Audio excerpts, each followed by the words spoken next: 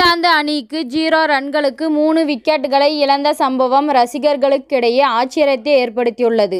இந்திய அணிக்கு எதிரான 5வது டெஸ்ட் போட்டியில் இங்கிலாந்து அணி விளையாடி வருகின்றது. டாஸ் வென்று முதலில் பேட்டிங் ஆடிய இங்கிலாந்து அணி முதல் செஷனில் முடிவு 100 ரன்களுக்கு 2 விக்கெட்டுகளையும் இழந்து விளையாடியது. அந்த அணியின் ஜாக் கிராலி அரை சதம் விளாசி இருந்ததால் இங்கிலாந்து அணி முதல் இன்னிங்ஸில் பெரிய ஸ்கோரை எட்டும் என்று பார்க்கப்படுகிறது. அந்த நம்பிக்கையுடன் 2வது செஷனை இங்கிலாந்து அணி கிராலி ஷார்ட் ரூட் கூட்டணி தொடங்கியது. ஆனால் இங்கிலாந்து அணிக்கு இந்திய அணியின் மேஜிக் ஸ்பின்னரான குல்தீப் யாதவ் யமனாக வந்தார். அதிரடியாக ஆடிய கிராலி 79 ரன்கள் எடுத்திருந்த போது குல்தீப் யாதவ் பந்தில் போல்ட் ஆகி வெளியேறினார். பின்னர் ஜோ ரூட் பேரிஸ்டோ கூட்டணி இணைந்தது.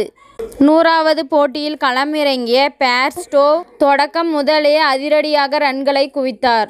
18 பந்துகளில் 2 சிக்ஸ் 2 பவுண்டரி உட்பட 29 ரன்கள் எடுத்திருந்த நிலையில் குல்தீப் யாதவ் பந்தில் விக்கெட் கீப்பர் துருவ் ஜுரேல் இடம் கேட்ச் கொடுத்து ஆட்டமிழந்தார். இதனால் இங்கிலாந்து அணி 175 ரன்களுக்கு 4 விக்கெட்டுகளை இழந்து தடுமாறியது.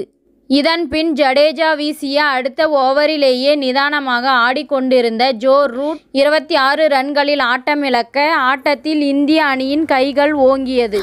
தொடர்ந்து வந்த captain Ben Stokes Kuldeep Yadav வீசிய அடுத்த ஓவரிலேயே டக் அவுட் ஆகி வெளியேறினார். இதனால் இங்கிலாந்து அணி 1 ரன் கூட எடுக்காமல் 3 விக்கெட்டுகளை பறிகொடுத்துள்ளது. 175 ரன்களுக்கு 3 விக்கெட்டுகளை இழந்த நிலையில் கண்மூடி திறப்பதற்குள் 175 ரன்களுக்கு 6 விக்கெட்டுகள் என்று நிலை மாறியது. இதன் மூலமாக இந்திய அணியின் குல்தீப் யாதவ் 5 விக்கெட்டுகளை வீழ்த்தி அசத்தியிருந்தார். குல்தீப் யாதவின் ஸ்பின்னை கைகளில் இருந்து கணிக்க தவறுவதே இங்கிலாந்து அணி பேட்ஸ்மேன்களின் சொதப்பலுக்கு காரணமாக உள்ளது குறிப்பிடத்தக்கது. இத்துடன் இந்த செய்தி முடிவடைகிறது. நன்றி, வணக்கம். மீண்டும் அடுத்த வீடியோவில் சந்திப்போம்.